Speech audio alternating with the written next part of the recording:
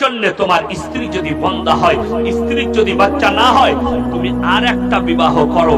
নিজের পরিবারকে বাজাই রাখার জন্য, তোমার সংসারকে বাজাই রাখার জন্য, তোমার বংশ পরম্পরা ঠিক রাখার জন্য তুমি দ্বিতীয় স্ত্রী গ্রহণ করো। তারপরও আল্লাহ বলেছে, তোমার মনে যদি সন্দেহ জাগে যে দুটো বিবিকে সমান চোখে দেখতে পারবো না, তখন তোমার জন্য একটাই বিবি যথেষ্ট। জোরে বলুন সুবহানাল্লাহ। হাকিকত না জেনে, ইসলামের ভিত্তিতে না গিয়ে আপনি মন্তব্য করে বসলেন। যেমন আমাদের দেশে নূপুর শর্মা বলে একটা মেয়ে নবীজি সম্পর্কে কুরুচিকর মন্তব্য করেছিল না? করেনি? করেছে। আমি তখন বোম্বে সফরে ছিলাম। ওই অবস্থায় আমি বোম্বে থেকেই শুনেছিলাম এবং আন্দোলনও দেখতে পাচ্ছিলাম। বিভিন্ন সংগঠন মুসলমানদের যুবকরা বিভিন্ন জায়গায় আন্দোলন করেছে না করেনি? হাওড়া, হুগলি, মেদিনীপুর, কলকাতা, দিনাজপুর সব জায়গায় আন্দোলন হয়েছে নূপুর শর্মার বিরুদ্ধে। কিন্তু আমি বলে দিই, আপনাদের দেশে আপনাদেরকে কুকুরে কামড়ালে আপনারা কামড়ান তো ঘুরিয়ে? এ কথা বলেন না কেন? যদি আপনি কুকুরকে কামড়ান তো আপনিও কুকুর হয়ে যাবেন, ঠিক কিনা? বুঝতে পেরেছেন না আমার কথাটা? কুকুরকে কামড়ালে আপনিও কুকুর হয়ে যাবেন। প্রতিবাদ আপনি করবেন, প্রতিবাদের ভাষা আলাদা হবে, প্রতিবাদ আলাদা। আমি প্রতিবাদ করিনি, করেছি। আমার জন্য একজন আমার বর্ধমান জেলার কোন মৌলবি ফেসবুকে পোস্ট দিয়েছে, জমিয়তের কোন সংগঠনে আছে, যাই হোক, তার যেখানে ভালো লাগে করে।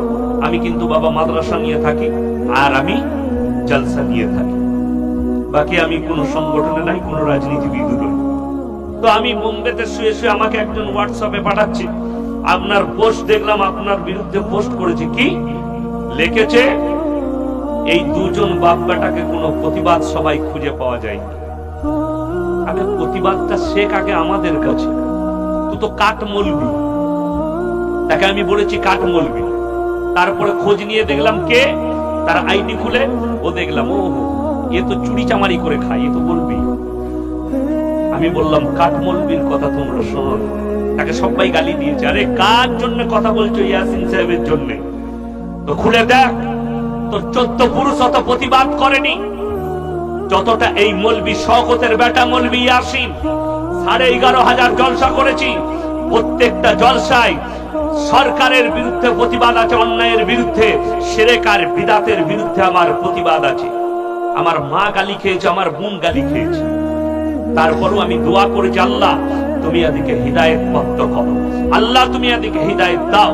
আমি দোয়া করেছি প্রতিবাদ করে। আমার প্রতিবাদ, আল্লাহ নূপুর শর্মার তকদিরে যদি কালমা লেখা থাকে, ঈমান লেখা থাকে, ঈমান দান করো, তা না হলে তাকে পৃথিবীর মানচিত্র থেকে মুছে দাও। দোয়ার থেকে বড় হাতিয়ার পৃথিবীতে আর কিছু নাই মুসলমানের কাছে, ঠিক কিনা? এর থেকে বড় হাতিয়ার আর কিছু নেই। দোয়া করো। ওই জন্যই তো আল্লাহ মাজলুমের দোয়া কবুল করে নেয়। অত্যাচারী যদি কেউ হয়, কেউ যদি কারোর উপরে অত্যাচার করে, তাতে সে শাসক হোক, নেতা হোক, মন্ত্রী হোক, কেউ যদি মাজলুমের উপরে অত্যাচার করে, জেনে রেখে দিবে সে যদি হাত তুলে দেয় তার উপরে কাহার হয়ে আল্লাহর বারগাহে তার বদদুয়া কবুল হয়ে যায়। আল্লাহ কবুল করেন সেকেন্ডের মধ্যে। জোরে বলুন সুবহানাল্লাহ। আমার ভাই, একটা কথা মাথায় রাখবেন, প্রতিবাদ আপনি করুন। আমি দেখেছি লক্ষ্য করে, হাওড়া ডিস্ট্রিক্টে কোন জায়গায়, আমি জায়গার নাম নেব না, প্রতিবাদ হয়েছে নূপুর শর্মার বিরুদ্ধে। দোকান ভাঙচুর করেছে, পার্টি অফিস ভাঙচুর করেছে। আল্লাহর কসম করে বলছে এটা প্রতিবাদ নয়।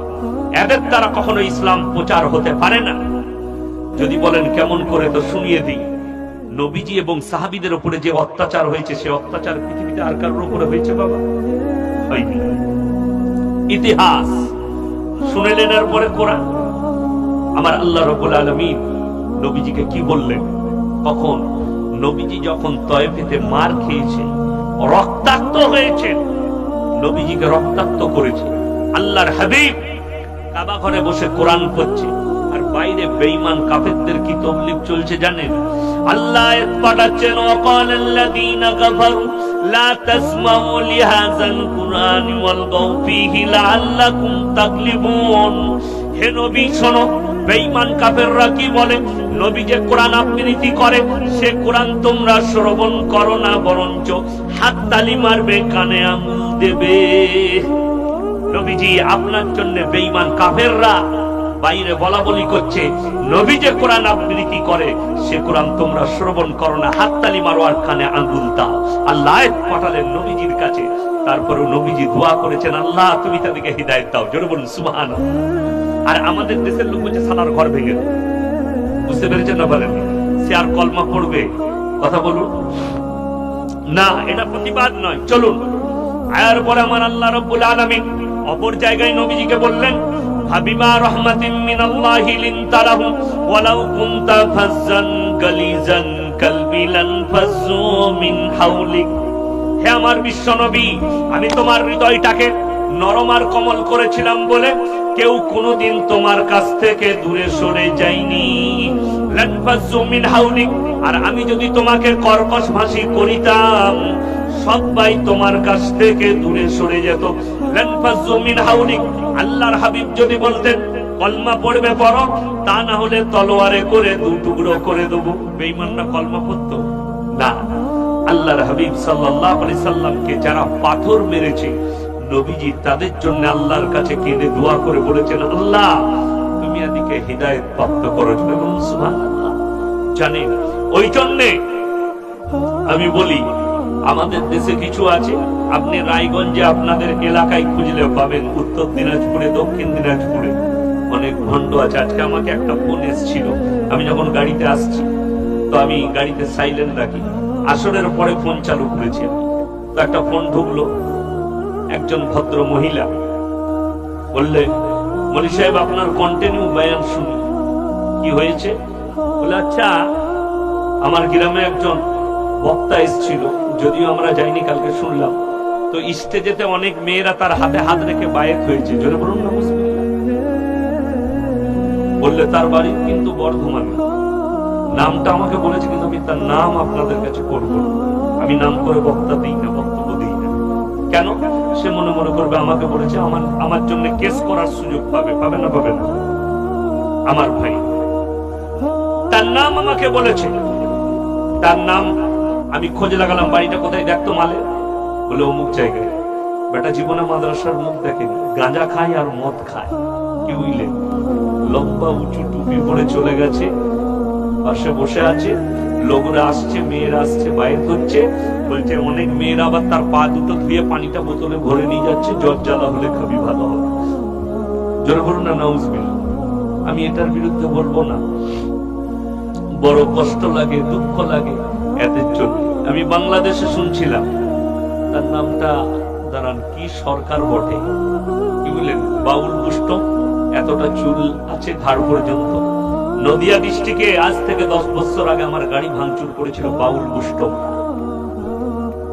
মারিফতের পীররা, আমাদের দেশের কিছু মারিফতের পীর আছে, মা বলে মারিফত পেয়েছি, তাদেরকে জুতো করে মারলে যে জুতো মারবে সে শহীদের দরজা পাবে।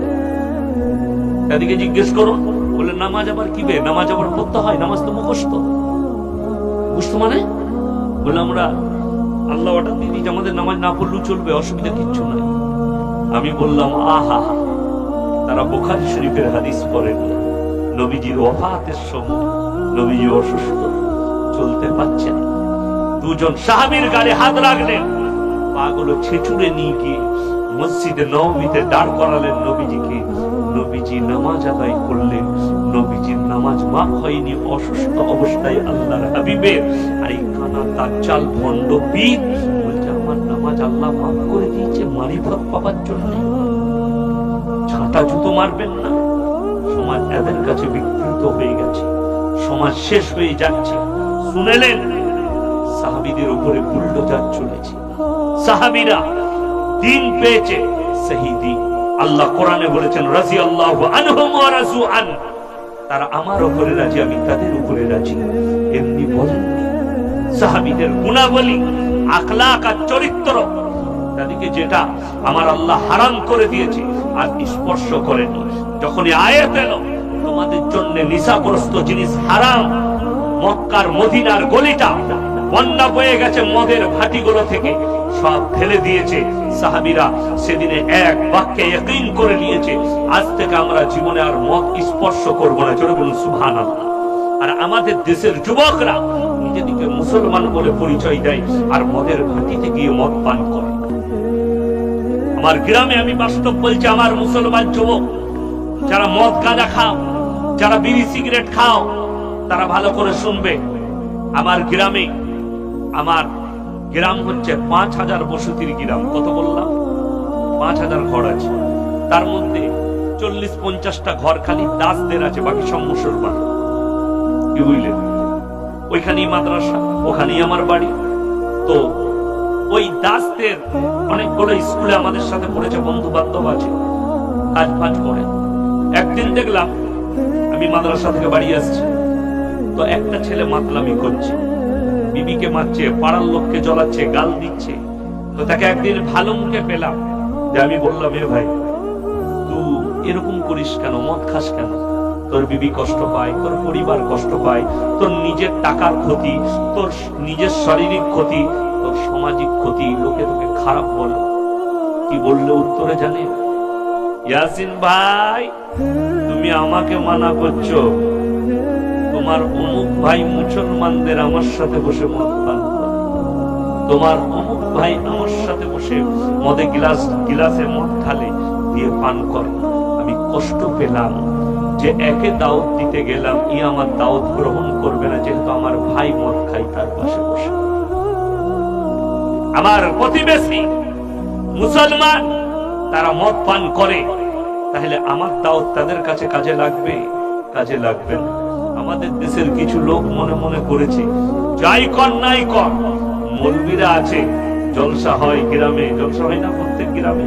গ্রামে হয়, মাদ্রাসায় হয়, জলসায় যাব, টাকা দেব, মৌলবীরা দোয়া করে দিবে, জান্নাতে চলে যাবে। আমার নুরুল ইসলাম ভাই খুব কাছের অন্তরের মানুষ, কি বলুন, টাকা দিলেই একদম জান্নাতে ঢুকিয়ে দেবে। কি বলে নাই, আল্লাহ তুমি জান্নাত দাও, আল্লাহ তুমি একে জান্নাতে ভরে দাও। আমাদের দেশে আমাদের মৌলবীদিকে টাকা দিলে আমরা জান্নাতে ঢুকিয়ে দিই। জান্নাত কি এমনি চানাচুর কিনা দোকানে পয়সা দিবে না ঢুকে পড়বে? এটাই তো বুঝে না। 3 বোতল মদ খেয়ে মারা গেছে, মৌলবী হায়ার করেছে, জলসা করতে এইছি। ভাই ইয়াসিন ভাই একটু দোয়া করে দিবেন, আমার বাপ মরে গেছে। কি করে মরেছে বাপ? 3 বোতল খেয়ে। কি দোয়া করবো বে তার লাগে? বুঝতে পারছেন না? কি দোয়া করবো বলুন? আমরা মৌলবীরা দোয়া করি, আল্লাহ মুমিনিন মুমিনাত মুসলিমিন মুসলিমাত। আমাকে বললে আমি বলবো, আল্লাহ যারা মুমিন হবে, মুমিনা হবে, আল্লাহ জান্নাত করো। এরপরে আমি আলোচনা করব মুমিন কাকে বলে, ইমানদার কে, হিদায়েতের উপরে কে আছে। ফুটানি করলে হবে না, চায়ের দোকানে মৌলবী দিকে ওই আখলাকটা যদি আমি আপনি আনতে পারি, তবে আপনি মুমিন, তবে আপনি হিদায়েতের উপরে। শুনে নেন পরে সূরা বাকারা প্রথমেই খুলে, আলিফ লাম মিম যালিকাল কিতাবু লা রাইবা ফীহি হুদাল লিল মুত্তাকিন আল্লাযীনা ইউমিনুনা ইউকিনুন। আলিফ লাম মিম, আলিফ লাম মিম রা, তাসিন তাসিন মিম, ইয়াসিন কাফ হা আইন সাদ। কোরআনে যতগুলো এরকম হরফ আছে, এগুলোর নাম হচ্ছে হরফে মুকাত্তা। এর মানেটাই আমি আল্লাহ ছাড়া পৃথিবীর কেউ জানে না। আমি আল্লাহ রাব্বুল আলামিন কিয়ামতের দিনে আমি আমার বান্দাদের সামনে বর্ণনা করব।